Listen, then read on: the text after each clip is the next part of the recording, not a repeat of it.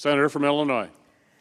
Mr. President, I rise today as both chair of the Subcommittee on Aviation Safety, but more importantly as a pilot who is only alive because of the swift actions of an experienced flight crew. I have lived the experience of piloting a Black Hawk that was struck by a rocket-propelled grenade in flight and entered into flight conditions immediately that flight simulators taught me would be catastrophic. But experience gained flying in the toughest conditions showed me that that was not the case.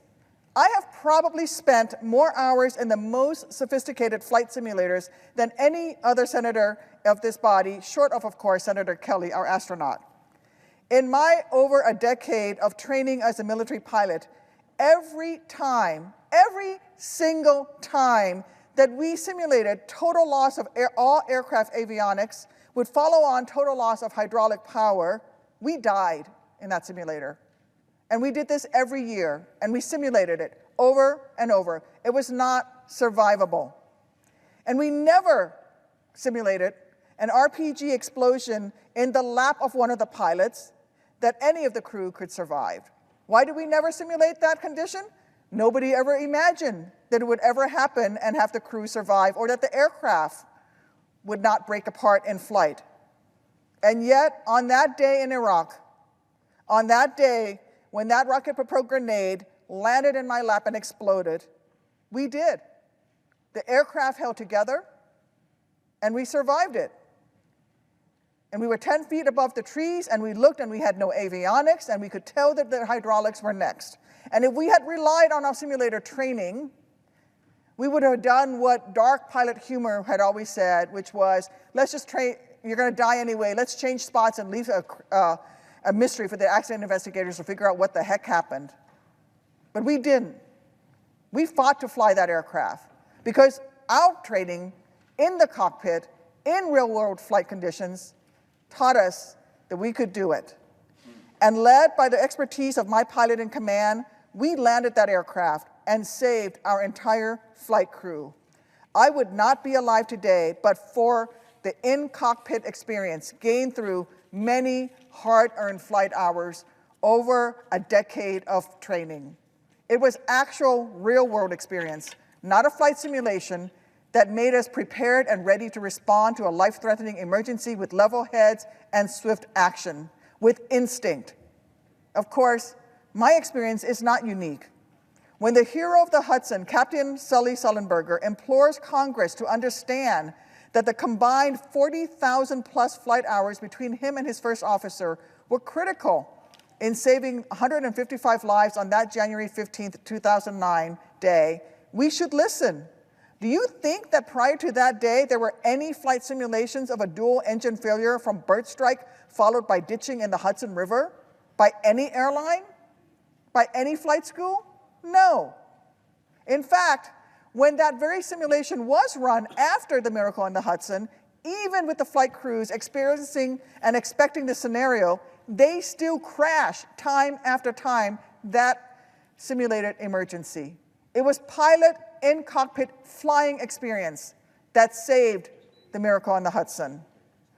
My experience as both a pilot, responsible for the lives of my crew and passengers in the most hazardous conditions, along with my commitment to my leadership role on the Aviation Safety Subcommittee, means that I cannot be complicit in efforts to compromise on safety for the flying public. There has never been a worse time to consider weakening pilot certification requirements to produce less experienced pilots. 2023 has already been a chilling year for our civil aviation system.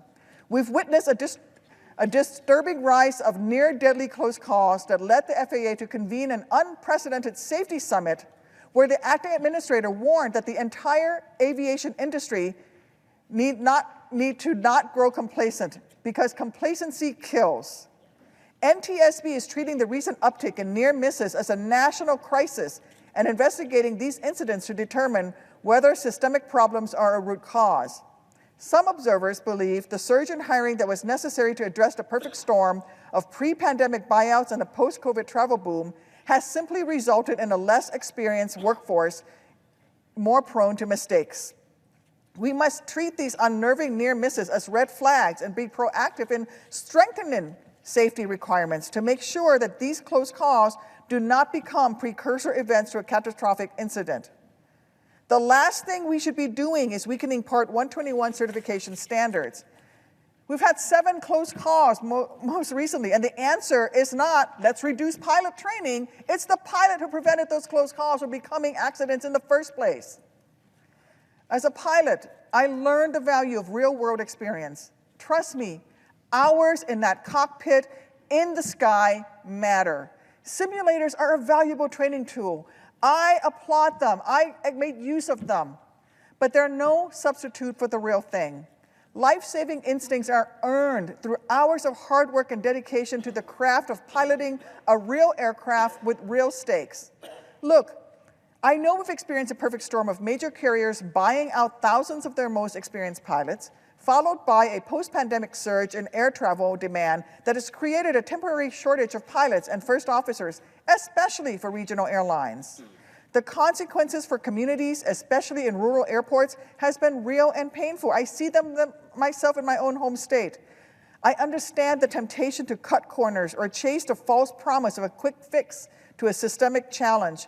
But weakening a pillar of our post-Colgan reforms won't magically solve the need for more pilots. Believe me, I've asked for the specifics. If we reduce the minimum flight hours from 1,500 to 1,000, how many more pilots would be available in the following calendar year? What about 800 hours? What if we dropped it to 500 or 250? How many more pilots would you have then? And yet to date, I've received no precise estimates, let alone any credible projections.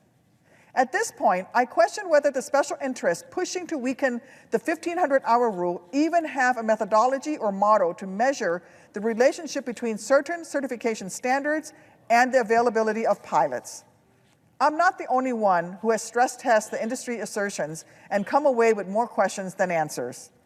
Last year, FAA rejected a petition for an exemption to the flight hours requirement and explicitly stated, and I quote, "The FAA has previously concluded the argument that an exemption would serve to address pilot shortage is overly simplistic and does not present a persuasive argument," end quote. That foreign carriers not subject to the 15-hour rule also are experiencing workforce challenges post-pandemic, and yet they're not reducing their requirements. This bolsters the FAA's conclusion. Simply put, reducing hours, even just for restricted ATPs, represent a serious risk with no reward.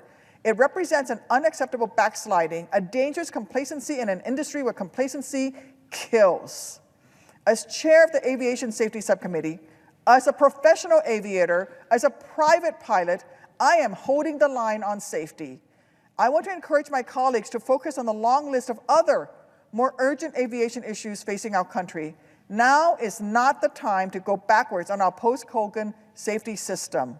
And there has not been a single aviation fatality due to pilot error since the 1,500-hour rule was put into effect. Now is not the time to put corporate profits ahead of the lives of our constituents who may want to board a commercial flight in the future. A vote to reduce a 1,500-hour rule for pilot training will mean blood on your hands when an inevitable accident occurs as a result of an inadequately trained flight crew. I urge my colleagues to uphold the 1,500-hour rule. I yield the floor.